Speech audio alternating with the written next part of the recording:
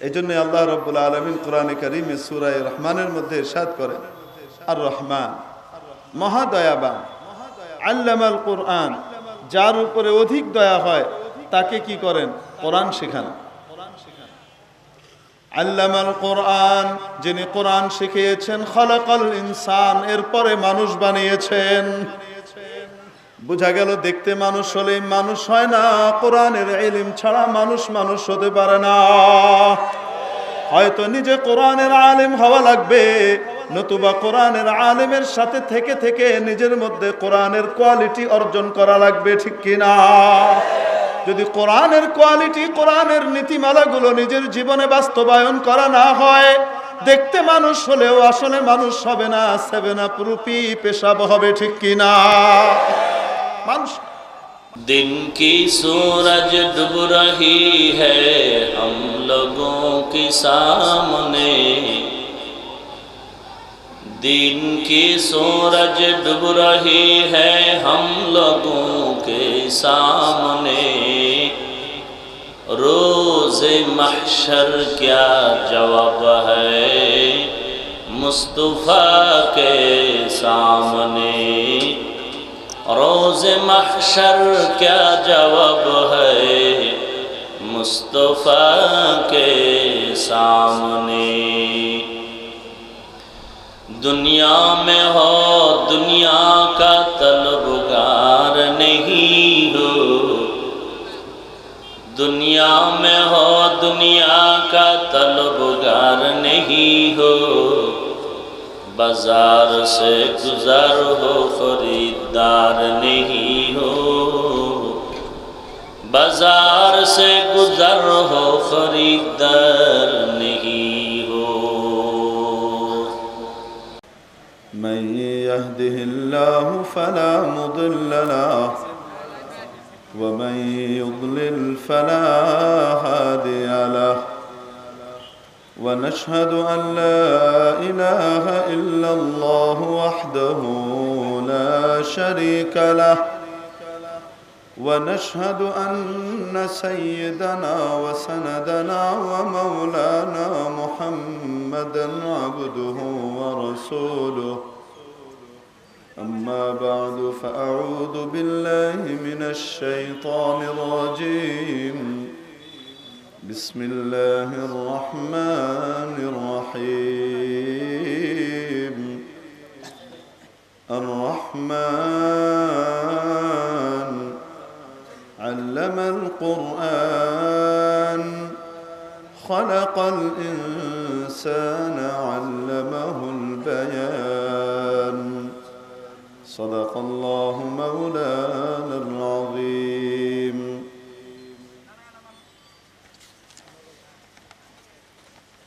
ঐতিহ্যবাহী মজলিসে তালিমুস সুন্নাহ বাংলাদেশের উদ্যোগে এবং ঐতিহাসিক জামালপুর জেলাধীন মেলান্দহ ওলামা ঐক্য পরিষদের উদ্যোগে আয়োজিত আজকের এই ইসলামী মহাসম্মেলনের সম্মানিত সভাপতি মহোদয়, উম্মতের মাথার মুকুট, ওয়াজিবুল ইহতারাম হাদারাতে উলামায়ে কিরাম, ভবিষ্যৎ ওয়ারাসাতুল আম্বিয়া, আজিজ তালাবা, সর্বস্তরের ধর্মপ্রাণ ধর্মভীরু তাওহীদি জনতা, পর্দার আড়ালের পরম শ্রদ্ধেয়া মা ও বোনেরা, আমি আপনাদের সামনে মহাগ্রন্থ আল কুরআনুল কারীমের সূরাতুর রহমানের প্রথম চারখানি আয়াত তেলাওয়াত করেছি। এই আয়াতের উপর আলোকপাত করার পূর্বে ছোট্ট একটি ভূমিকা আপনাদের সামনে পেশ করতে চাই। দুনিয়াতে মানুষ বিভিন্ন ভাবে পরিচয় দিয়ে থাকে। আল্লাহ তাবারাকা ওয়া তাআলা দুনিয়াতে যত মাখলুক তৈরি করেছেন, এই মাখলুক দুই রকম। এক ইনসান এক গায়রে ইনসান। মানুষ বা পৃথিবীতে মানুষ ব্যতি রেখে অন্যান্য বস্তু, জিন ইনসানের তাবে, এই জন্য জিনের নাম নতুন করে বলার দরকার নেই। জিন এবং ইনসান আর বাকি হলো সমস্ত বস্তু। সূর্য একটা বস্তু, নদী একটা বস্তু, গাছপালা তরুলতায় সবকিছু বস্তু, বাড়িঘর বস্তু, জিনিসপত্র যা কিছু আছে সবকিছুই বস্তু।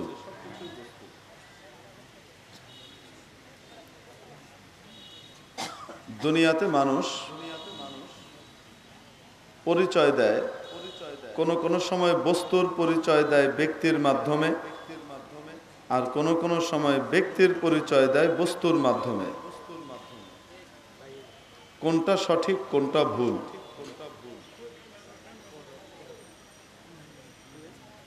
অন্য ভাষায় কোনটা আসল কোনটা নকল, কোনটা আসল কোনটা ছায়া,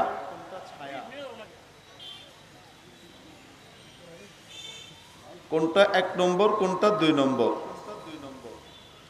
বস্তু 1 নম্বর না ব্যক্তি 1 নম্বর? বুঝে থাকলে উত্তর দেই। 1 নম্বর কোনটা, বস্তু না ব্যক্তি? 2 নম্বর কোনটা, ব্যক্তি না বস্তু? বস্তু। অতএব 2 নম্বরের মাধ্যমে 1 নম্বরের পরিচয় হবে না, 1 নম্বরের মাধ্যমে 2 নম্বরের পরিচয় হতে পারে। এটা হলো সঠিক পদ্ধতি।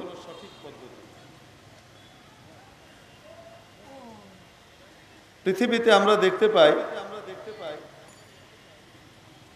কোন মানুষ কোন ক্ষেত্রে বস্তুর মাধ্যমে ব্যক্তির পরিচয় দেয়, আবার কোন সময় দেখতে পাই যে ব্যক্তির মাধ্যমে বস্তুর পরিচয় দেয়। যেই বস্তুর পরিচয় ব্যক্তির মাধ্যমে হয় ওই বস্তু তার সমগোত্রীয় অন্যান্য বস্তুর চেয়ে দামি হয়ে যায়, আর যে ব্যক্তির পরিচয় বস্তুর মাধ্যমে হয় এই ব্যক্তির দাম সমগোত্রীয় অন্য ব্যক্তির তুলনায় কমে যায়। তাহলে বস্তুর মাধ্যমে ব্যক্তির দাম বাড়ে না কমে?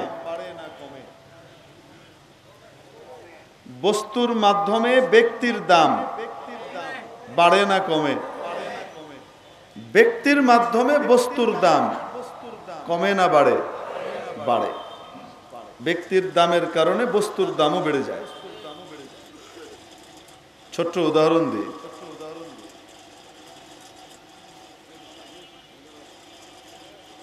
যদি ব্যক্তির কারণে বস্তুর দাম হয় তখন দেখবেন এই বস্তুর দাম কিভাবে বাড়ে। বলা হলো এটা চেয়ারম্যান সাহেবের বাড়ি, তাহলে এই বাড়ির পরিচয় দেওয়া হলো চেয়ারম্যান সাহেবের মাধ্যমে, ঠিক কিনা? এখন বলেন তো দেখি, চেয়ারম্যান সাহেবের বাড়ি বলার কারণে, ব্যক্তির মাধ্যমে বস্তুর পরিচয় দেওয়ার কারণে এই বাড়ির দাম অন্যান্য বাড়ির তুলনায় কমেছে না বেড়েছে? এটা প্রধানমন্ত্রীর বাসভবন, বাসভবনের পরিচয় হয়েছে কার মাধ্যমে? প্রধানমন্ত্রীর মাধ্যমে, ব্যক্তির মাধ্যমে। ফলাফল হলো এই বাড়ির দাম অন্য বাড়ির তুলনায় বেড়ে যাবে। বোঝাতে পারেনি? আরেকটা পদ্ধতি হলো বস্তুর মাধ্যমে ব্যক্তির পরিচয় দেওয়া। ইনার 5টা বাড়ি আছে, আরেকজন কেউ বেটা 5টা বাড়ি আছে দেখেছে তো অমানুষ, মানুষ না। আর কইতে পারে না, পারে না।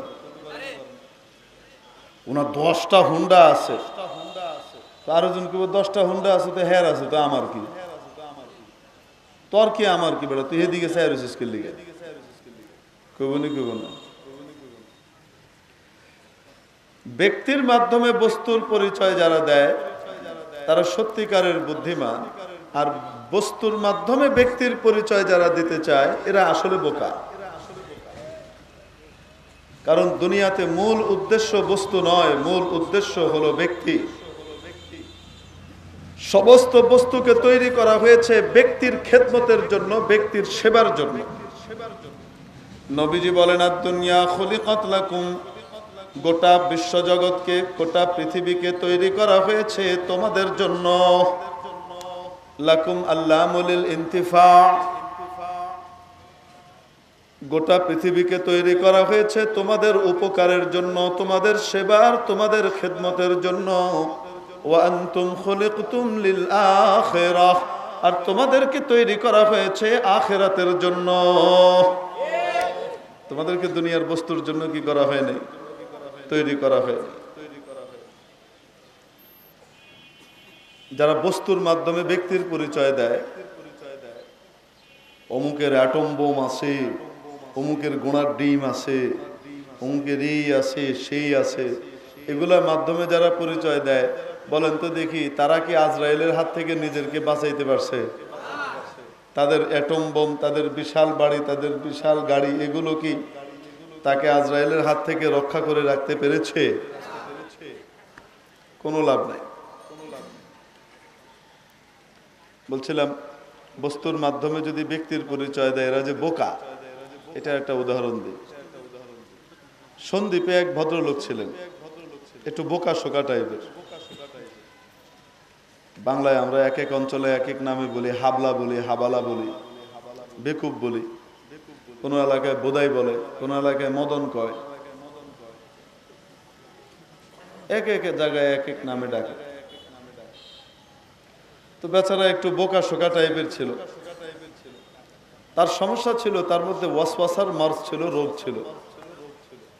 তার মাঝে মাঝে মনে হইতো সে হারাই গেছে। আমি কই গেলাম, আমি কই গেলাম, আরে তুই তো এখানেই আসোস, আবার আমি কই গেলাম। এখন বাজার ঘাটে গেলে যখন কয় আমি কই গেলাম ভাই, আমি কই দেখেন তো, একটু খুঁজে দেখেন তো আমি কই, এই কথা বললে মানুষ এই লোককে বেকুব মনে করবে না? তো সবাই বেকুব মনে করবে বা পাগল মনে করবে। এই জন্য তার যে বেগম সাহেবা বড় বুদ্ধিমতী। তো বেগম সাহেবা তাকে বলে দিয়েছে, আপনি যখন বাজারে যাবেন আপনি আমার সাথে কথা বলে যাবেন, একা একা যাবেন না। কেন? আমি সিস্টেম করে দিব। তো যেমন স্বামী হেমন বউ। তো বউ করছে কি, বাজারে যাওয়ার সময় তার ঠ্যাঙের ভিতরে একটা বেগুন বেঁধে দিছে। এই এলাকায় বাগুন কয় না? হ্যাঁ, আমরা বাড়ি ময়মনসিংহ, হ্যাঁ বাগুন কয়।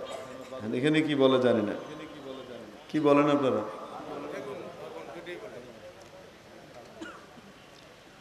তো পায়ের ভিতরে একটা বেগুন বেঁধে দিছে, বাগুন দড়ি দিয়ে, আর বলে দিছে যদি দেখেন বেগুন আছে তাহলে আপনি আছেন, আর যদি দেখেন বেগুন নাই তো বুঝবেন আপনি নাই। খুব টাইট করে বেঁধে দিছে। তো বেগুন যেখানে আপনি সেখানে। আমাদের কয় না অমুক ভাই যেখানে আমরা আছি সেখানে। ফিডা শুরু হয় তখন উনি হেনে আমি হইনি। এখন বেগুন বেঁধে দেওয়ার পরে বাজারে গেছে, বাজারে গিয়ে কিছুক্ষণ পর পর বেগুন দেখে। এখন তার পরিচয় কি দিয়ে হইতেছে? বেগুন দিয়ে। বস্তু দিয়ে ব্যক্তির পরিচয় বেগুন দিয়ে হয়। একটু পর পর দেখে, একটু পর পর দেখে, দেখে সে আছে, বেগুন আছে মানে সে আছে। কিছুক্ষণ পরে মানুষের ডলাডলিতে বেগুন গেছে ছিঁড়ে, বেগুন রশি ছিঁড়ে আরেক বেটার পায়ের লগে পেঁচাই গেছে। এখন হে কই আমি নাই, আমি নাই, আমি নাই। বেটা তুই নাই, তুই তো এখানে আসছিস। আমার কাছে দলিল আছে যে আমি নাই। কি দলিল? আমি তো আমি নই, আমি হইলাম ওই যে যার ঠ্যাঙ্গে বেগুন হেরে দেখাইতেছে। আমি তো আমি নই, আমি হইলাম ওই। আমি যদি আমি হইতাম তো আমার বাগুন গেল কই? বস্তু দিয়ে যদি ব্যক্তির পরিচয় হয় তাহলে বুঝতে হবে বস্তু চিরস্থায়ী নয়, কিন্তু ব্যক্তিকে আল্লাহ তাআলা দুনিয়ার পরেও কবরও রাখবেন, হাসরেও রাখবেন, জান্নাত জাহান্নামের ফয়সালা যেখানেই হোক সেখানে স্থায়ী রাখবেন।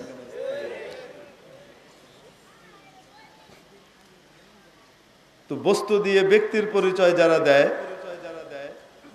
বা যেই ব্যক্তি নিজের পরিচয় বস্তু দিয়ে নির্ণয় করে, এরকম ব্যক্তি কি বুদ্ধিমান না বোকা? আসলে বোকা। তো দুনিয়াতে যত শিক্ষা আছে এই সমস্ত শিক্ষাগুলো দুই ভাগে বিভক্ত। তন্মধ্যে 99% শিক্ষা দুনিয়ার যেগুলো আমরা দেখি জেনারেল লাইনের শিক্ষা, এই শিক্ষাগুলো হলো বস্তুকে উন্নত করার শিক্ষা, ব্যক্তিকে না, বস্তুকে উন্নত করার। একটা লোহা, এই লোহা পানিতে দিলে ডুবে যায়, এটার ভিতরে বিজ্ঞানের ছোঁয়া লাগাইলো, বিজ্ঞানের ছোঁয়া লাগিয়ে বিজ্ঞানের থিওরি ব্যবহার করে মাপজোক ঠিকঠাক করে এমন সিস্টেম করলো, এখন লোহা শুধু নিজে ভাসে তা না, এই লোহা লক্ষ লক্ষ টন মাল নিয়ে এক মহাদেশ থেকে আরেক মহাদেশে পাড়ি জমায়। বস্তু উন্নত হয়ে গেছে। লোহা উপরে মারলে উপরে যায় না, এক পর্যায়ে নিচে নামা শুরু করে, নিচে নামবে। লোহার ভিতরে বিজ্ঞানের ছোঁয়া লাগালো হলো, এবার লোহা নামক বস্তু উন্নত হয়ে গেল, সে শত শত মানুষকে পেটের মধ্যে নিয়ে হাজার হাজার টন মাল নিয়ে এক মহাদেশ থেকে আরেক মহাদেশে আসমান দিয়ে উড়ায় নিয়ে চলে যায়। শুধু নিজে ভাসে না, অনেককে ভাসায়। উন্নত হয়ে গেল। প্লাস্টিকের ভিতরে বিজ্ঞানের ছোঁয়া লাগলো, প্লাস্টিক হ্যাঙ্গার হয়ে গেল। প্লাস্টিকের ভিতরে বিজ্ঞানের ছোঁয়া লাগলো, উন্নত হয়ে এটা চেয়ার হয়ে গেল। প্লাস্টিকের ভিতরে বিজ্ঞানের ছোঁয়া লাগলো, উন্নত হয়ে এটা টেবিল হয়ে গেল। প্লাস্টিকের মধ্যে বিজ্ঞানের ছোঁয়া লাগলো, উন্নত হয়ে এটা দরজা হয়ে গেল। প্লাস্টিকের মধ্যে বিজ্ঞানের ছোঁয়া লাগলো, জ্ঞানের ছোঁয়া লাগলো, উন্নত হয়ে এই যে মাউথ পিস হয়ে গেল, লাউড স্পিকারের মাউথ পিস হয়েছে। দেখেন,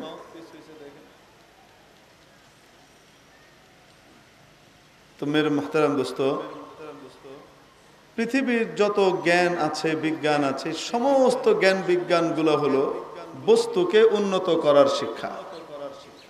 এগুলোর মাধ্যমে বস্তু উন্নত হবে। আপনি উদাহরণ হাজার খুঁজে পাবেন। এটা মাটি, মাটির মধ্যে পানি লাগলে মাটি কি টিকে থাকে না গলে যায়? আস্তে আস্তে গলে যায়। নদীর পাড়ের যে মাটি, এই মাটির ভিতরে যদি নদীর পানি এসে বাড়ি দেয়, একটা পর্যায়ে মাটি গুঁড়ো গুঁড়ো হয়ে ভেঙে পড়ে, না হলে পরে চাঙড় নিয়ে ভাঙে। ঠিক কি ঠিক না? মাটি নিজেকে রক্ষা করতে পারে না। এর ভিতরে দুনিয়ার জ্ঞান বিজ্ঞানের ছোঁয়া লাগলো, মাটি উন্নত হয়ে ইট হয়ে গেল। এর ভিতরে জ্ঞান বিজ্ঞানের ছোঁয়া লাগলো, এখন এটা মাটি আবার বিশেষ সিস্টেমে সিমেন্ট হয়ে গেল। বিভিন্ন রাসায়নিক উপাদান এটার ভিতরে মিলানোর পরে এটা সিমেন্ট হয়ে গেল। এখন এই মাটি অন্যকেও শক্ত করে দেয়, শুধু নিজে শক্ত থাকে না। এই মাটির ভিতরে বিজ্ঞানের ছোঁয়া লাগলো, এরপরে এটা ব্লক হয়ে গেল। ইট সিমেন্ট সুরকি দিয়ে বিশাল ব্লক তৈরি হয়েছে। এই ব্লককে ভঙ্গুর নদীর পাড়ের ভিতরে নিয়ে সেট করে দিছে। সেট করার পরে এখন নদীর পানি যত জোরেই বাড়ি দেখ না কেন, এই ব্লক নিজে এটাকে অ্যাবজর্ব করে, নিজেও ভাঙে না, আর পেছনে যে মাটি আছে তাকেও ভাঙতে দেয় না। মেরে মুহতারাম দোস্ত, কিন্তু দুনিয়াতে ব্যক্তিকে উন্নত করার যে শিক্ষা, এই শিক্ষা দুনিয়ার জ্ঞান বিজ্ঞানের মধ্যে নেই। ব্যক্তিকে উন্নত করার জন্য যদি শিক্ষা দরকার হয়, তো সেই শিক্ষা আসমান থেকে আসে। সেই শিক্ষার নাম আসমানি ইলম, যেটার দ্বারা ব্যক্তি ব্যক্তি হয়। ব্যক্তির ভেতরে ব্যক্তিত্ব যখন তৈরি হয়, মানুষের ভিতরে যখন মানবতা আর মনুষ্যত্ব তৈরি হয়, তখন সে মানুষ হয়। মনুষ্যত্ব না থাকলে সত্যিকার অর্থে দেখতে মানুষ হলেও আসলে মানুষ হয় না। রক্ত চামড়ার, হাড় গোড়, একটা নাক, দুইটা চোখ আর থুতনি গাল, এরকম দেখতে মানুষের নাম মানুষ না। মানুষ তো অন্য জিনিসের নাম। যার ভিতরে মানবতা মনুষ্যত্ব পয়দা হয় তাকে বলে মানুষ। আর এই মানবতা মনুষ্যত্ব আছে আসমানওয়ালার এলেমের মাধ্যমে। এটা আমার কথা না, এটা আল্লাহর কথা। আমাদের দুনিয়াতে অনেক সময় আমাদের বলে না, হাজী সাহেবের 5টা ছেলে, 3টা ছেলে মানুষ হয়েছে, 2টা মানুষ হয়নি। আরে বলে না, বলে না। হাজী সাহেবের 3টা ছেলে মানুষ হয়েছে, 2টা মানুষ হয় নাই। তো 2টা মানুষ হয় নাই, এদের পিছন দিয়ে কি লিঙ্গুর বেরিয়েছে? বলেন না কেন? দেখতে তো মানুষ, কিন্তু আমাদের সমাজে একটা মানুষ বলতে আমরা একটা কিছু কোয়ালিটি, কিছু ক্রাইটেরিয়া, কিছু গুণ বুঝি। এই গুণগুলা তার ভিতরে নাই, তাই আমরা বলি সে মানুষ হয়নি। অবাস্তব না বাস্তব? আমরা যেভাবে মানুষ হওয়া আর মানুষ না হওয়া কিছু গুণের মাধ্যমে নির্ণয় করি, আসমানওয়ালারাও কিছু গুণের মাধ্যমে সে মানুষ কি অমানুষ এটা নির্ণয় করে। প্রিয় উপস্থিতি, আপনাদের ময়মনসিংহেরই এক ঘটনা, যে আমরা যে দেখেন এখানে একটা বোতল রাখা আছে না, বোতলের ভিতরে পানি, তাই না? বা 7-আপের বোতল যদি রাখতাম, 2টা গ্লাস, একটা গ্লাসে 7-আপ আর আরেকটা গ্লাসে মনে করেন পেশাব রাখা হয়েছে। 2টার কালার এক, 2টার ভিতর থেকে বুদবুদ বের হচ্ছে, উপরে উঠছে, দেখতে একরকম লাগে, ঠিক কি ঠিক না? দেখতে 2টা এক হইলেও 2টাই কি আসলে এক? একটা আপনি টাকা দিয়ে কিনে খাবেন, আর আরেকটা মুখের কাছে আনলে ছুঁড়ে ফেলে দিবেন। দেখতে 7-আপ হইলে যেভাবে 7-আপ হয় না, পেশাব 7-আপ হয়ে যায় না, ভেতরটা দেখা হয়, ঠিক তেমনি ভাবে দেখতে মানুষ হলে আসলে মানুষ হয় না, ভেতরটা দেখতে হয়।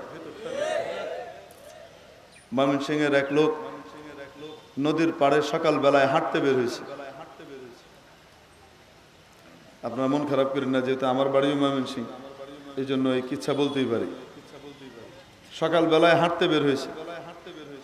বের হওয়ার পরে নদীর পাড়ে হাঁটে, ঝিরঝিরে ফুরফুরে তাজা বাতাস খায়, শরীর তজতাজা হইতেছে, পেটের ভিতরে খিদে মোচড় মারছে, ভালো করে খিদে লাগছে। খিদে লাগার পরে এখন মনে মনে চিন্তা করে, আশপাশে তো কোনো চা স্টল নাই, দোকান টোকানও নাই যে কিছু খাবো টাবো, বাসায় যেয়ে নাস্তা করতে হবে, যদি একটা রুটি টুটি পাইতাম তাহলে পেটটা ভরতো মোটামুটি। কিছুক্ষণ পরেই দেখে তার দোয়া কবুল হয়ে গেছে। দেখে কে যেন একটা নান রুটি নদীর পাড়ে ফেলে রেখে চলে গেছে। বুঝলো দোয়া কবুল হয়েছে, আলহামদুলিল্লাহ। এখন রুটি খাইতে যাওয়ার পরে তার কিছু অভিজ্ঞতা হয়েছে, সেই অভিজ্ঞতাটা সে তার নিজের ভাষায় আপনাদের কাছে শেয়ার করতেছে, আমার মাধ্যমে শেয়ার করতেছে মনে করে। তো সে বলতেছে, গাঙ্গের ফারো গেছিলাম। গাং মানে কি? গাঙ্গের ফারো গেছিলাম, লুডি একটা দেখছিলাম। কি দেখছে? একটা আড্ডা দেহি নরম, হাতে দিয়ে দেখে রুটিটা বেশিক্ষণ হয়েছে ফেলে গেছে এরকম না, বাসি না, শক্ত হয়ে যায় নাই, নরম আছে এখন। মুহের দা দেহি গরম, মুখে দিয়ে দেখে কি গরম, মানে একদম তাজা রুটি, এই মাত্রই হয়তো কেউ রেখে গেছে। থু আল্লাহ থু, কোন শহরে আজ্ঞা থইছে রুটির লাহিন গু। তো দেখতে তো নান রুটি, আসলে কি নান রুটি? বলেন না কেন?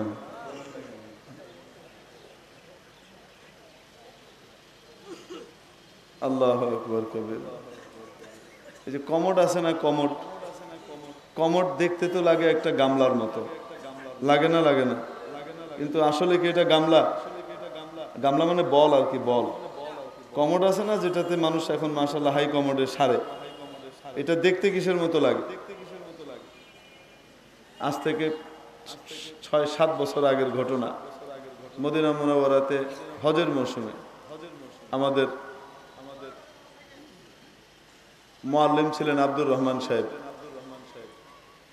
তো একদিন তার কাছে গেছি এক কাজে। তো সে ভাইজান কি কমু বুঝতে পারতেছে না, হাসমু না কানমু বুঝে পাইতেছি না, বিচারে বসছে। তার সাথে সিরাজগঞ্জের কিছু একদম অজপাড়া গাঁয়ের মানুষ আসছে।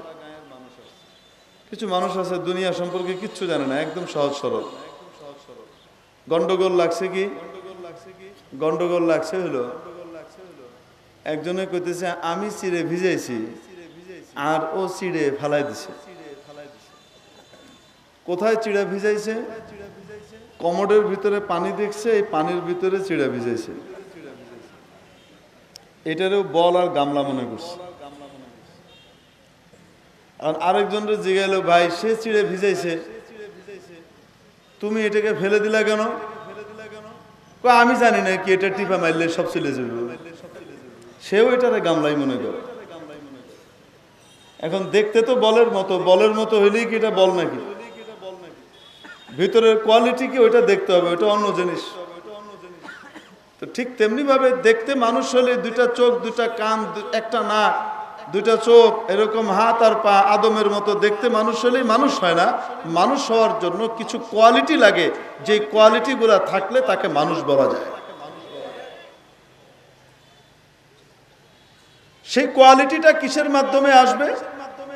মানুষ সত্যিকার অর্থে উন্নত কিসের মাধ্যমে হবে? সেই ইলমের নাম হলো কোরআনের ইলম। এই জন্য আল্লাহ রাব্বুল আলামিন কোরআনে কারীমে সূরা রহমানের মধ্যে ইরশাদ করেন, আর রহমান মহাদয়াবান, আল্লামাল কোরআন, যার উপরে অধিক দয়া হয় তাকে কি করেন? কোরআন শেখান। আল্লামাল কোরআন, যিনি কোরআন শিখিয়েছেন, খালাকাল ইনসান, এরপরে মানুষ বানিয়েছেন। বুঝা গেল দেখতে মানুষ হলে মানুষ হয় না, কোরআনের ইলম ছাড়া মানুষ হতে পারে না। হয়তো নিজে কোরআনের আলেম হওয়া লাগবে, নতুবা কোরআনের আলেমের সাথে থেকে থেকে নিজের মধ্যে কোরআনের কোয়ালিটি অর্জন করা লাগবে, ঠিক কিনা? যদি কোরআনের কোয়ালিটি, কোরআনের নীতিমালাগুলো নিজের জীবনে বাস্তবায়ন করা না হয়, দেখতে মানুষ হলেও আসলে মানুষ হবে না, 7 আপ রুপি পেশাব হবে, ঠিক কিনা? মানুষ নান রুটি রুপি গু হবে, মানুষ না। গর্ব সুরত আদমিন সাবুদে, আহমদ আবু জাহলে হাম এক সাবুদে। যদি বাহ্যিক আকার আকৃতির মাধ্যমে মানুষ হয়ে যেত, তাহলে নবীজি মুহাম্মদুর রাসূলুল্লাহ সাল্লাল্লাহু আলাইহি ওয়াসাল্লাম এবং আবু জেহেলও এক হয়ে যেতেন, ঠিক কিনা? এজন্য আল্লাহ তাবারাকা ওয়া তাআলার দৃষ্টিতে যারা কোরআনের ইলম অর্জন না করে, যারা কোরআনের ইলম অনুযায়ী আমল না করে, হয় নিজে ইলম অর্জন করে আমল করবে, নতুবা আলেমের তত্ত্বাবধানে থেকে আলেমের সাথে সম্পর্ক রেখে নিজের ভিতরে কোরআনের সিফাত পয়দা করবে। তার মাধ্যমে সে পরোক্ষভাবে কোরআনের সাথে সম্পৃক্ত হয়েও সে কি হয়ে যাবে? মানুষ হয়ে যাবে, ঠিক কি ঠিক? আরে কুকুরও তো মানুষ হয়ে যায় ভালো মানুষের লগে থাকলে। কে হয়ে যায়? কুকুর। হযরত শেখ সাদি রহমতুল্লাহ আলাইহি দুইটা ঘটনাকে একটা শেরের ভিতরে নিয়ে আসছে। দুইটা ঘটনা নিয়ে আসছে।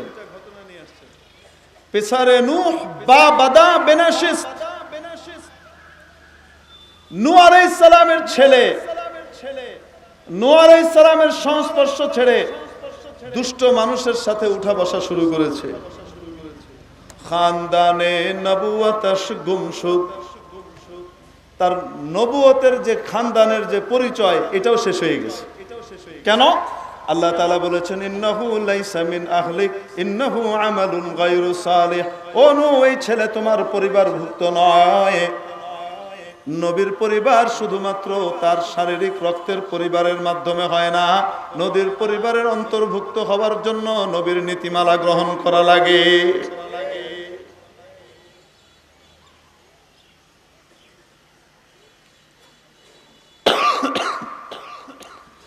আর তারপরে বলতেছে, সাগে আসহাবে কাহফ রোজে চন্দ, আসহাবে কাহফের কুত্তা, আসহাবে কাহফের কুত্তা কিছুদিন পায়ে নেকা গিরিফত, কিছুদিন কিছু ভালো মানুষের পেছন পেছন চলেছে, কিছু ভালো মানুষের সংস্পর্শ গ্রহণ করেছে, মারদুম সুদ, মানুষ হয়ে গেছে। কিভাবে মানুষ হয়েছে জানেন? কিয়ামতের দিন আল্লাহ তাবারাকা ওয়া তাআলা জান্নাতে কুত্তা বিলাই এদেরকে জান্নাতে পাঠাবেন না, মানুষ যাবে। আসহাবে কাহফের কুত্তাও জান্নাতে যাবে। আল্লাহ তাআলা তাকেও জান্নাত দান করবে। কুত্তা হিসেবে জান্নাত পাবে না, ভালো মানুষের সহবত, আল্লাহওয়ালাদের সহবতের কারণে জান্নাত পাবে। আমার প্রিয় ভাইয়েরা, এই জন্য মানুষ বানানোর এলেম হলো কোরআনের এলেম, ঠিক কিনা? আসমানি এলেম ব্যক্তি গঠনের এলেম, কোরআনের এলেম ব্যক্তিকে উন্নত করার এলেম। এই এলেম যখন কোনো মানুষের মধ্যে লাগে, অমানুষ মানুষও মানুষ হয়ে যায়, জানোয়ার স্বভাবের মানুষও মানুষের স্বভাবে পরিণত হয়ে যায়, তার স্বভাবগুলো, ঠিক কিনা? হযরত ওমর রাদিয়াল্লাহু তাআলা আনহু ইসলাম পূর্ব যুগে মারধর করতেন, মানুষকে পিটাপিটি করতেন, জুলুম নির্যাতন করতেন, কিন্তু যখন কোরআনের ইলম চলে আসলো, নবীজির সোহবত চলে আসলো, ঈমান আর ইসলাম চলে আসলো, জুলুমকে দমনকারী, ইনসাফের প্রতিষ্ঠাকারী হয়ে গেলেন, ঠিক কিনা? কেমন ইনসাফের প্রতিষ্ঠাকারী হয়েছেন? সুবহানাল্লাহ। যখন জেরুজালেম ঘেরাও করা হলো, জেরুজালেম ঘেরাও করার পরে খ্রিস্টান পাদ্রীরা পুরা দেয়াল বন্ধ করে ভিতরে বসে আছে, দরজা খুলে না। ভেতর থেকে তারা পয়গাম পাঠাইলো যে আমরা, আমাদের কিতাবে লেখা আছে জেরুজালেমের পতন কার হাতে হবে। অতএব তোমাদের ভিতরে ওই লোক নাই, তোমাদের খলিফা যদি আসে, আসার পরে আমরা মিলিয়ে দেখব, যদি তোমাদের খলিফার সাথে মিল হয় তাহলে যুদ্ধ লাগবে না, এমনি চাবি দিয়ে দিব, আর যদি মিল না হয় আমাদের কিতাবের সাথে, তাহলে সারা জীবন দিয়ে দিব, কিন্তু তোমরা মনে রাখবা জেরুজালেম দখল করতে পারবে না। আমাদের কিতাবে এটা লেখা আছে, তাদের বাইবেলে, তাদের ইনজিলে লেখা আছে। সেই লোকটাকে আমরা দেখব। অতএব তোমাদের খলিফাকে আসতে বলো, যদি উনি আসেন আর উনাকে দেখার পরে আমাদের কিতাবের যে নমুনা আছে এগুলোর সাথে যদি মিলে যায়, তাহলে আমরা জেরুজালেমের চাবি এমনি দিয়ে দিব, কারণ আমাদের কিতাবে লেখা আছে ওই ব্যক্তি যখন আসবে উপরওয়ালার সাহায্য তার সাথে থাকবে, তাকে কেউ ঠেকাইতে পারবে না। এই সমস্ত কিছু লিখে সেনাপতি পাঠালেন আমিরুল মুমিনিন ওমর ইবনুল খাত্তাব রাদিয়াল্লাহু তাআলা আনহুর কাছে। হযরত ওমর রাদিয়াল্লাহু তাআলা আনহুর সাথে সাথে তৈরি হয়ে গেলেন রওনা হওয়ার জন্য। সবাই বলতে লাগলেন, হযরত আপনি যাওয়া ঠিক হবে না, এটা একটা ধোঁকা হতে পারে, আপনাকে হত্যা করার ষড়যন্ত্র হতে পারে, আপনি চলে গেলে আমাদের বিশাল ক্ষতি হয়ে যাবে, আপনার উপরে আঘাত আসলে বিশাল ক্ষতি হয়ে যাবে, এজন্য হযরত আপনার এই মুহূর্তে যাওয়া যাবে না। হযরত ওমর রাদিয়াল্লাহু তাআলা আনহু কি বললেন? দ্বীনের হেফাজতের জন্য, রক্তক্ষয়ী যুদ্ধ এড়ানোর জন্য যদি আমার মতো ওমরের 1000ও খতম হওয়া লাগে, তারপরেও কোনো আপত্তি নাই, আমি যাব। বললেন অনেক বডিগার্ড টডিগার্ড দিয়ে দিই, উনি বললেন কেউ যাবে না, শুধু আমি যাব আর আমার গোলাম যাবে। যেহেতু উট টানার জন্য 2 জন লাগে, অনেক দূরের পথ, প্রায় 1500 কিলোমিটার, এই পথ পাড়ি দেওয়ার জন্য কিছুক্ষণ সে টানতে হবে, কিছুক্ষণ আমি টানতে হবে, অতএব কেউ না কেউ তো উট টানা লাগবে, এই জন্য আমাকে একজন নেওয়া লাগবে, বা সেই একজন সহ আমরা যাব। তাহলে হযরত ওমর রাদিয়াল্লাহু তাআলা আনহু নিজের জিন্দেগির উপরে আঘাত আসবে, এই আঘাতের পরোয়া করেছেন নাকি রওনা হয়ে গেছে? আজকে আমাদের হযরত মাওলানা সাদ সাহেব দামাত বারাকাতুহুমের হাফিজাহুল্লাহর অনুসারীদেরকে যদি বলা হয় যে ভাই এত গন্ডগোল হইতেছে, এই লিখে লিখে উত্তর দেওয়ার দরকার কি? হযরত মাওলানা সাদ সাহেব একটু দেওবন্দ সরাসরি নিজে চলে গিয়ে ওখানে গিয়ে আকাবিরের সাথে মুআমালা হল করে আসলে অসুবিধা কি? আমরা বলি না? বললে বলে কি উনি গেলে যদি ওনার উপরে হামলা হয়, আক্রমণ হয়, এই জন্য উনি যান না। সুবহানাল্লাহ, বুঝে আসে না? আল্লাহু আকবার কবীর। আপনারা এই প্রশ্ন উত্তর শুনছেন না শুনেন নাই? আমি একাধিক লোককে বলছি এবং উত্তর এই পেয়েছি। আমি বললাম ভাই পুরা পৃথিবীতে গন্ডগোল হইতেছে, পুরা পৃথিবীতে মারামারি হইতেছে, পুরা পৃথিবীতে মসজিদে মসজিদে সমস্যা হইতেছে। এই সমস্যাগুলো দূর করার জন্য একজন ব্যক্তি যদি দারুল দেওবন্দ চলে যান, আকাবির কি ওনাকে লাথি মেরে ফেলে দিবেন? মেরে ফেলবেন? বরং ওনাকে সহিভাবে কিভাবে চালানো যায় সেই ব্যবস্থা আকাবির করবেন কি করবেন না? সমস্যাটা কোথায়? আল্লাহু আকবার কাবীরা। দেখ, আপনাদের মনে কষ্ট লাগবে এই সমস্ত কথা বললে। থাক, অনেকে আসছেন তো, ওনার অনুসারীদের অনেকে আসছেন বয়ান শুনতে, নাকি আইনে আল্লাহ জানে। হুজুররা থাকলে আমরা আইতাম না। যদি এই রীতি হয় তাহলে হেদায়েত কপালে জুটতো না। দুদিন পরে হেদায়েত যা আছে ইত্যা যাইব ব্যক্তি। মেরে মুহতারাম দোস্ত, এই জন্য বলছিলাম, হযরত ওমর রাদিয়াল্লাহু তাআলা আনহু রওনা করলেন। এখন রওনা করার সময় একা একা যাচ্ছেন, এই গোলামকে সাথে করে নিয়ে। উনি গোলামকে বললেন, শর্ত আছে তুমি আমার সাথে যাওয়ার। কি শর্ত? যতক্ষণ আমি উপরে থাকবো তুমি নিচে টানবা, ততক্ষণ আবার তুমি উপরে থাকবা, আমি নিচে টানবো। গোলাম বলতেছে, আমি ছেড়ে দিলাম, আপনার জন্য ছেড়ে দিলাম, আপনি উপরে থাকবেন, আমি নিচে টেনে নিয়ে যাব। ওমর বলেন, কিয়ামতের দিন রব্বুল আলামিন যদি আমাকে ইনসাফের ব্যাপারে জিজ্ঞেস করেন, কি উত্তর দিব? হবে না। এইভাবেই টেনে টেনে নিয়ে যাইতেছে।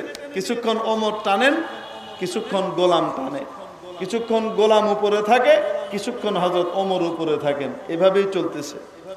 যেতে যেতে যেতে যেতে যখন জেরুজালেমের দ্বার প্রান্তে উপনীত হলেন ওনারা, আজব বিষয় হলো ওই সময়টায় বাড়ি হলো হযরত ওমর রাদিয়াল্লাহু তাআলা আনহুর টানার, পালা হলো উনার টানার, আর গোলাম উপরে থাকার। গোলাম উপর থেকে কান্নাকাটি শুরু করছে, আমিরুল মুমিনিন এইবারের জন্য ক্ষমা করেন, কমপক্ষে মান সম্মান ইজ্জত সম্মান সব যাবে। এরা মুসলমানদেরকে তুচ্ছ তাচ্ছিল্য করবে, এরা মনে করবে বড় আর ছোটর কোনো তমিজ আমাদের কাছে নাই। এজন্য দয়া করে এইবারটা আপনি উপরে উঠেন, আমি টেনে নিয়ে যাই। ওমর বললেন, হবে না। পাদ্রীদের দল বের হয়ে এসেছে, এসে এখানে মিলায়। ছোট পাদ্রী যারা মোটামুটি, এরা ওই উটের পিঠে যে আছে তাকে দেখতেছে ভালো করে, দেখে টেকে ভাই মিলে নাই। সবচেয়ে বুড়া পাদ্রী যে আছে, বুড়া পাদ্রী বলতেছে, আরে কিতাবে তো আরেকটা কথাও লেখা আছে, সে টানবে, ওই লোক নিচে থাকবে, তার গোলাম উপরে থাকবে, নিচের লোকটাকে দেখ। নিচের লোকটাকে দেখে মিলাইতে মিলাইতে দেখলো চেহারা সুরত বর্ণনা যা কিতাবে দেওয়া আছে সব হুবহু মিলে গেছে। লম্বাও মিলে গেছে, চওড়াও মিলে গেছে, কাপড় চোপড়ও মিলে গেছে। কাপড়ে যে কয়টা তালি ছিল সেই তালিগুলোও মিলে গেছে, একটা তালি কম। বলতেছে সব মিলে গেছে, কিন্তু কাপড়ে একটা তালি কম দেখা যাচ্ছে। হযরত ওমর হাত উঠিয়ে এভাবে বগলের তলে দেখিয়ে দিলেন, এই যে দেখো এখানে একটা আছে। যখন মানুষের সাথে কোরআনের সম্পর্ক হয়, মানুষ এত উঁচু মানের মানুষে পরিণত হয়, গোটা আসমান জমিন তার খেদমত করতে থাকে, ঠিক কিনা? নদীও কথা শুনে, নালাও কথা শুনে, কিন্তু মানুষ হলে তবেই কথা শুনবে, মানুষ না হলে কথা শুনবে না। যখন হযরত আমর ইবনে আস রাদিয়াল্লাহু তাআলা আনহু মিশর জয় করলেন, জয় করার পরে মিশরের পরাজিত শক্তির একটি ডেলিগেট ওনার কাছে এসে বলল, আমাদের মিশরের চাষবাস হয় একমাত্র এই নীল নদের পানি দিয়ে। নীল নদে পানি না থাকলে গোটা মিশরে দুর্ভিক্ষ দেখা দিবে। আর নীল নদের একটা রীতি আছে, সেই রীতি লঙ্ঘন করলে নীল নদ পানি দেয় না।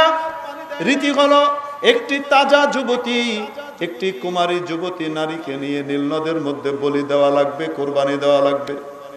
তার রক্ত যখন নীল নদকে উৎসর্গ করা হবে, নীল নদের মধ্যে পানির বান বইবে, জোয়ার আসবে, নতুবা পানি আসে না। আমরা ইতিপূর্বে বহুদিন দেখেছি এরকম। হযরত আমর ইবনে আস রাদিয়াল্লাহু তাআলা আনহু বললেন, ইসলাম এই সমস্ত কুপ্রথা এগুলোকে কোনো সময় প্রশ্রয় দেয় না। একজন কুমারী যুবতীও তো বহুত পরের কথা, একটা ছাগল গরুকেও এখানে আমি জবাই করব না নীল নদকে খুশি করার জন্য। আরাম, পানি আসলে আসুক, না আসলে নাই। আল্লাহর কুদরত। বর্ষার মৌসুম শেষ হয়ে যাচ্ছে, নীল নদের তলা খটখট করে, পানি নাই, পানি নাই, দুর্ভিক্ষ দেখা দিবে মিশরে।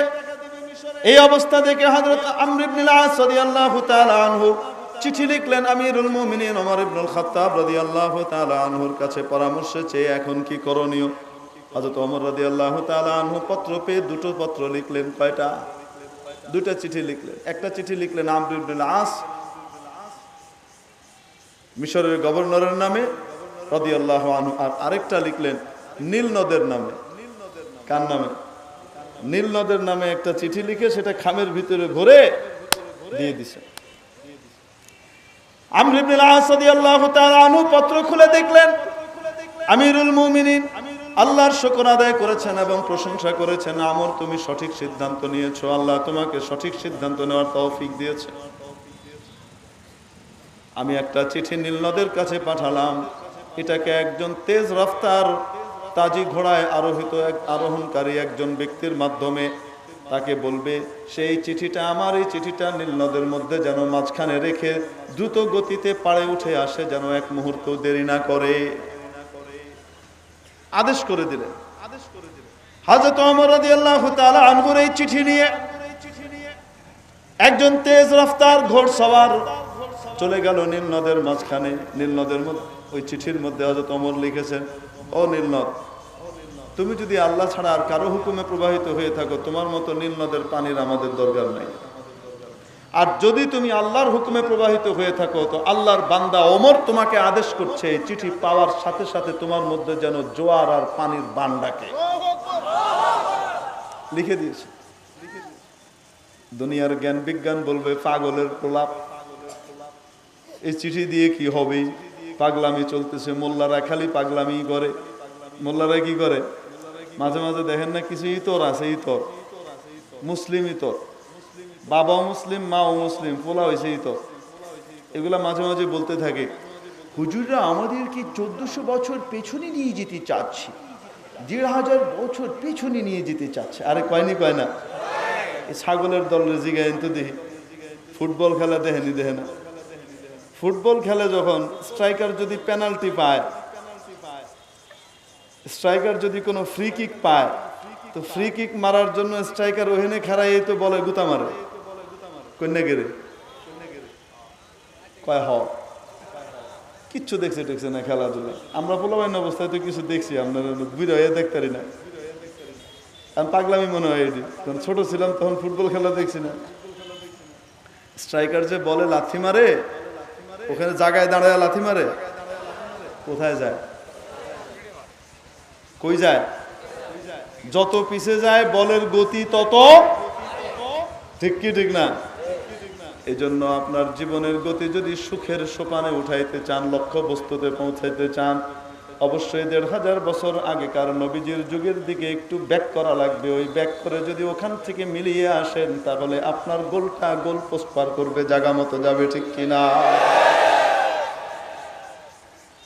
যখন কেউ সাইকেল চালায়, নতুন সাইকেল চালানো শিখে না, তখন কি করে? পিছনে একজন দূরে রাখে না, দূরে রাখে কয় তুমি প্যাডেল মারো আর ওই দূরে তাকাও। কি কয়? কোন দিকে তাকাইতে বলে? আরে কয় না কেন? কোন দিকে তাকাইতে কয়?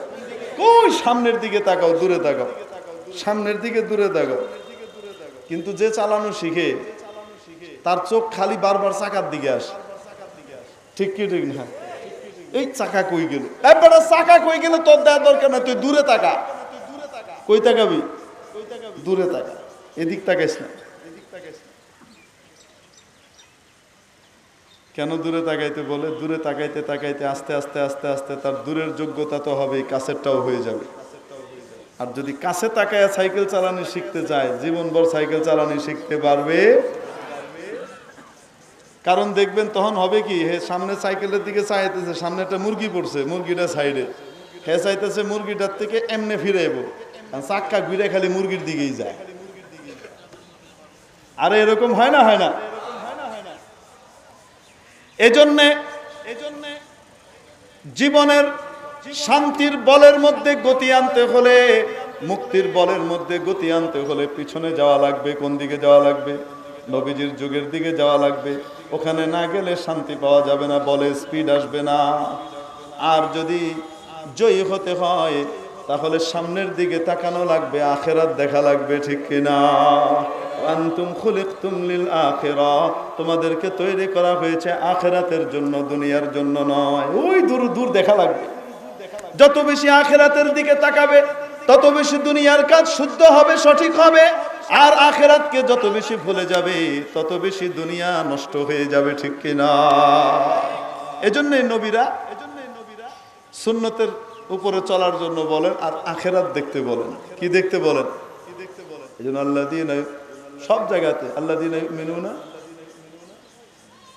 আরে মান আমানা বিল্লাহি ওয়াল ইয়াউমিল আখির, যে আল্লাহর উপরে ঈমান রাখে আর শেষ দিনের উপরে ঈমান রাখে। খালি বারবার এটা দেখায়, আল্লাহর উপরে ঈমান রাখে আর কিসের উপরে? শেষ দিনের উপরে ঈমান রাখে, আখিরাতের উপরে ঈমান রাখে। সে যেন এই কাজ করে। কেন? তার জন্য এই কাজ করা সহজ। যার আখিরাতের বিশ্বাস থাকে, সামনে আখিরাত থাকে, তার জন্য সব কাজ করা সহজ। এই জন্য বলছিলাম, দুনিয়াতে যত শিক্ষা দীক্ষা আছে, এই সমস্ত শিক্ষাগুলো বস্তুকে উন্নত করার শিক্ষা, বস্তুকে উন্নত করে, ব্যক্তিকে উন্নত করে না। আর ব্যক্তিকে উন্নত করার শিক্ষা হলো কোরআনের শিক্ষা। এই কোরআনের শিক্ষা যাদের কাছে পূর্ণ মাত্রায় বিদ্যমান থাকে তাদেরকে বলা হয় আলিম, তাদেরকে ওয়ারিসুল আম্বিয়া বলা হয়, ওয়ারাসাতুল আম্বিয়া বলা হয়, নবীজির উত্তরাধিকারী তাদেরকে বলা হয়। ওয়া ইন্নাল আম্বিয়া লাম ইউরিসু দিনারাম ওয়ালা দিরহামা, নবীরা কোনোদিন উত্তরাধিকার সূত্রে ধন দৌলত টাকা পয়সা রেখে যান না।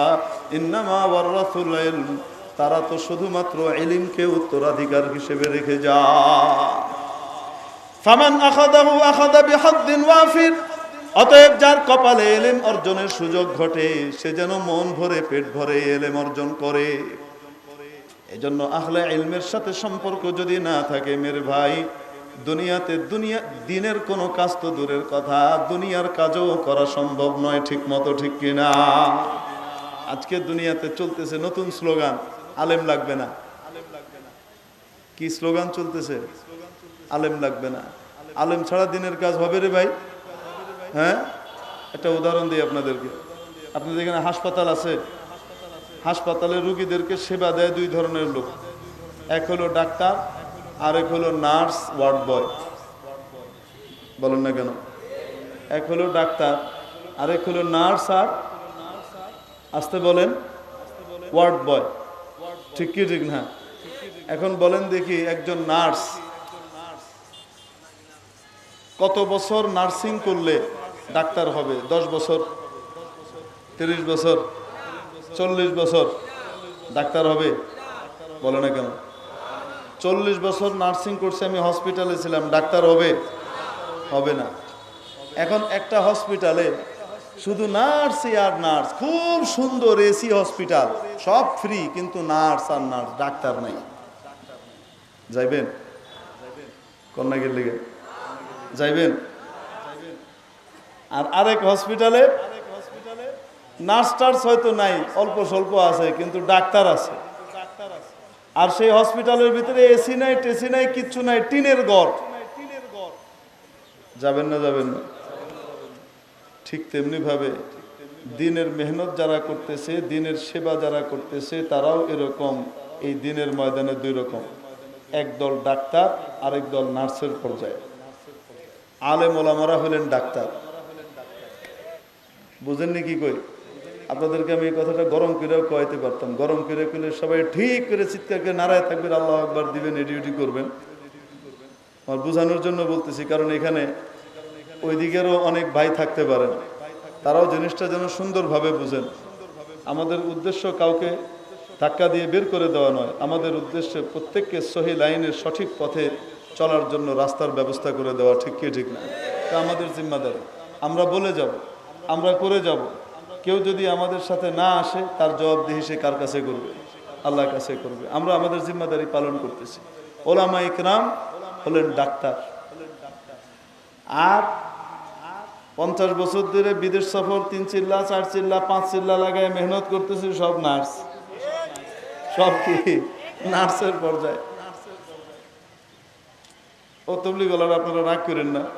পীরের দরবারে বসে, পীর সাহেবের দরবারে বসে এরকম জিকির করতেছে, অনেক করতেছে, এটা করে হেটা করে, সব কিছুই করে, কিন্তু যদি দরজা তয় না করে পীর সাহেবের কাছ থেকে ইজাজত না পায়, ওই যত দূরই যাক না কেন নার্স, একটু সিনিয়র নার্স। আরে বুঝছেননি কি কইছি?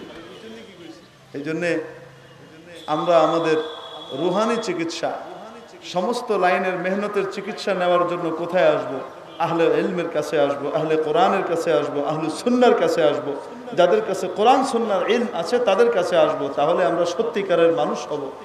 ওলামায়ে কেরাম এই দাওয়াত তবলিগের পৃষ্ঠপোষকতা করার কারণে আজকে দাওয়াত তবলিগ 100 বছর পুরা করতেছে, দিনের মেহনত চালু রাখছে পৃথিবীতে।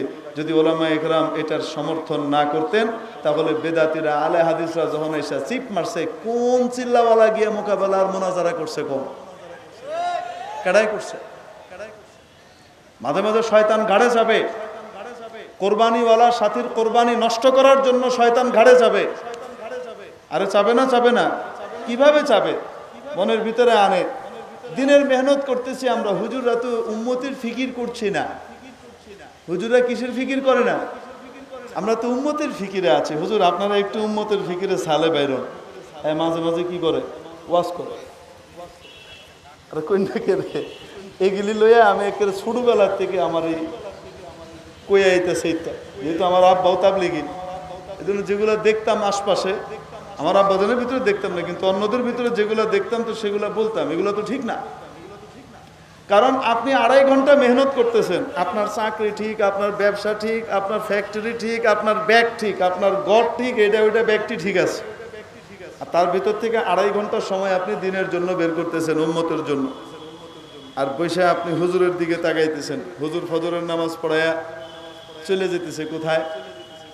হেফজখানার হুজুর ফজরের নামাজটা পড়াইছেন, আবার সবকে যাইতেছেন, বাকি সবক শুনবেন, 7 সবক শুনবেন বাচ্চাদের, ঠিক কি না? হুজুর আপনার মশারায় বসে নাই, আপনি এরকম করে তাকাইতেছেন। উম্মতের ফিকির নাই, কি নাই? কারে কইতেছ যে 3:30টায় 3টার সময় উঠছে, ওইটা তাহাজ্জুদ পড়ছে, বাচ্চাদেরকে উঠাইছে, তাহাজ্জুদ পড়াইছে, বাচ্চাদের সবক নিছে ফজরের আগ পর্যন্ত। ফজরের নামাজ এর সময় আইসা ফজরের নামাজের মতো গুরুত্বপূর্ণ ফরজটা শুধু নিজে আদায় করছে তা না, সবারটা সহিভাবে আদায় করাই দিছে, ঠিক কি ঠিক না? সবার নামাজের দায়িত্ব মাথায় নিয়ে আদায় করাইছে, তারপরে গিয়ে আমরাটাও করাইছে। তারপরে গিয়া এখন আবার যাইতেছেন কোথায়? নাস্তা করার জন্য বাড়িতে না, নিজের পুত আর বউকে দেখার জন্য না, যাইতেছেন মাদ্রাসাতে, গিয়ে বসে আবার সবক শুনবেন।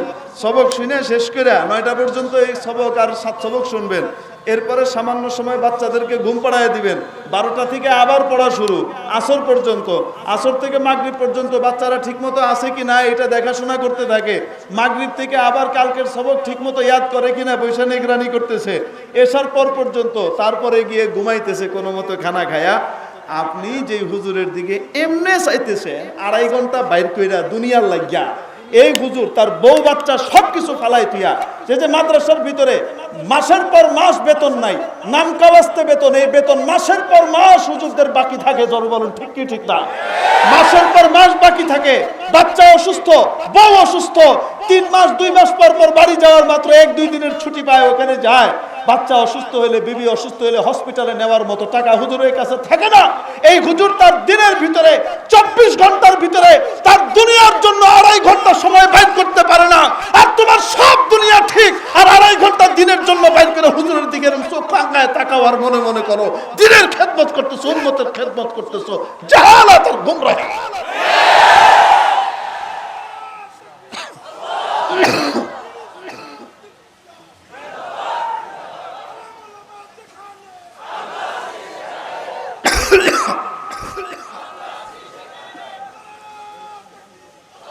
এই জন্য মেরে মুহতারাম দোস্ত, মনে রাখবেন দাওয়াত ও তবলিগের মেহনত অত্যন্ত গুরুত্বপূর্ণ মেহনত, ঠিক কিনা?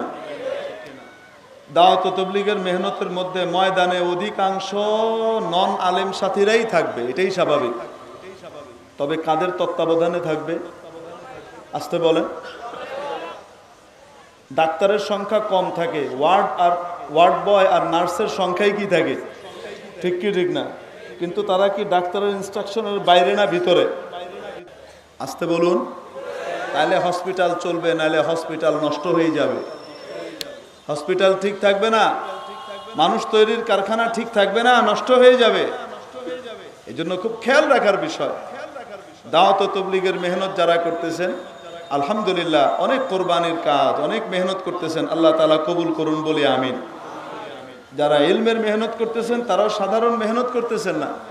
একটা উদাহরণ দিই, এই যে এখানে একটা বিরাট মাঠ দেখা যায়, এখানে ফুটবল খেলা হয় না? হয় না? ফুটবল খেলার ভিতরে 11 জন প্লেয়ার খেলে। কয়জন প্লেয়ার খেলে? 11 জন। 11 জনের ভিতরে সবাই কি সামনে গিয়ে গোল করে? সবাইকে মাঝ মাঠে কাটায় দৌড়াদৌড়ি করে? বলেন না কেন? কিছু লোক থাকে মিডফিল্ডে থাকে, কিছু সুযোগের তালে থাকে, আগে আগে খাড়ায় থাকে, বলটা পাইলেই আমি ঠ্যাঙ্গের ছোয়াটা লাগাই, আমার গোলটা আমার। এদেরকে স্ট্রাইকার বলে। এরা কম থাকে 1-2 জন। মিডফিল্ডে যারা খেলে তারা দৌড়াদৌড়ি করে। আর কিছু লোক থাকে ব্যাকে থাকে। কোথায় থাকে? ব্যাকে থাকে। এই 11 জন খেলোয়াড়ের প্রত্যেকেই কিন্তু সমান গুরুত্বপূর্ণ এই ম্যাচ জেতার জন্য। আরে ঠিক কি ঠিক না?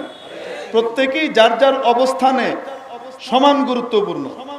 ব্যাকে যারা থাকে তাদের পায়ে সাধারণত বল থাকে না।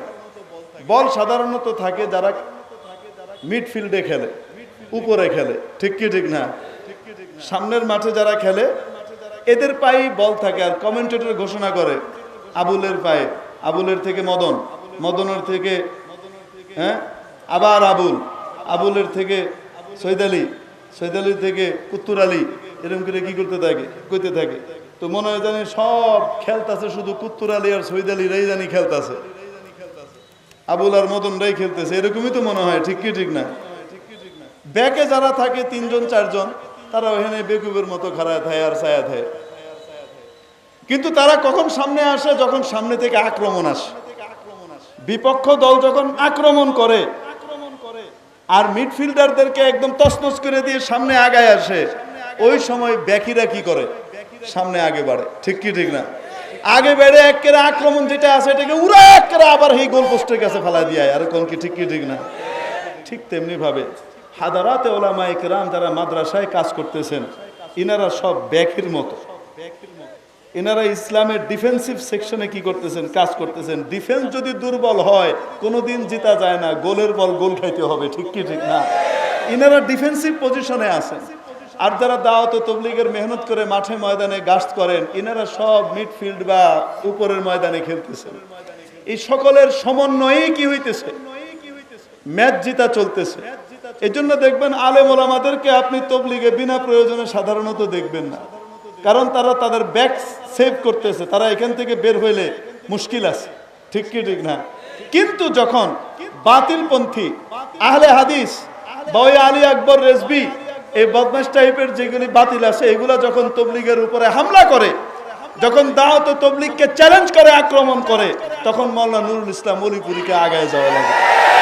তখন হাদারাতে ওলামায়ে কেরাম মুনাজারার জন্য আগায় যান। কোনো 3 চিল্লা 10 চিল্লা কাজে আসে না। ঠিক কি ঠিক না? এই জন্য হাদারাতে ওলামায়ে কেরাম মাদ্রাসার ভিতরেই থাকবেন, এটাই তাদের কাজ। তাদের কাজ রাস্তাঘাটে দৌড়াদৌড়ি করে এই চিল্লার ভিতরে দৌড়াদৌড়ি করলে পারে, তাহলে মাদ্রাসা চলবে না, ব্যাক এবং ডিফেন্স নষ্ট হয়ে যাবে। ঠিক কি ঠিক না? আর যারা ময়দানে কাজ করতেছে তাদের জিম্মাদারি ব্যাকের সাথে সমন্বয় করে কাজ করবে। ব্যাকের সাথে যদি সমন্বয় না থাকে তো গোলের পরে গোল খাবে। ঠিক কি ঠিক না? এই জন্য মেরে ভাই, আমাদের যারা ময়দানে কাজ করতেছি তাদের জন্য জরুরি যে তারাও তাদের চিন্তা ভাবনা ঠিক রাখবে, ব্যাকের সাথে সম্পর্ক রাখবে, যেন ব্যাকরাও তাদেরকে ইনস্ট্রাকশন দিতে পারে যে এখন এইভাবে এইভাবে আগানো যায়। আল্লাহ তাবারাক ওয়া তাআলা আমাদেরকে এই দিনের মেহনতের ময়দানে এগিয়ে যাওয়ার এবং জয়লাভ করার তৌফিক নসিব করেন। ওয়া মা আলাইনা ইল্লাল বালাগ। শুধু একটা কথা উদ্দেশ্য যে কেউ কারো থেকে বিচ্ছিন্ন নয়, প্রত্যেকেই প্রত্যেককে দরকার আছে। আছে না নাই? মিডফিল্ডে যদি কাজ করার লোক না থাকে তো ব্যাকি বেচারা কি করবে? বেঁচে একারা এখান থেকে সামাল দিতে পারবে না। এই জন্য মিডফিল্ডেও কাজ করার লোকের দরকার আছে। কিন্তু মিডফিল্ডারদের জন্য জরুরি ব্যাকের সাথে সমন্বয় রাখা লাগবে। তার নিজের গোলকিপারের সাথেও তার কি রাখা লাগবে? সমন্বয় রাখা লাগবে। লাগবে না? লাগবে না? হাদারাতে ওলামায়ে কেরামের সাথে আমরা সম্পর্ক রাখবো তো ইনশাআল্লাহ। আল্লাহ তাআলা আমলে তৌফিক দান করেন, সত্যিকারের মানুষ হওয়ার তৌফিক দান করেন। ওয়া মা আলাইনা ইল্লাল বালাগ।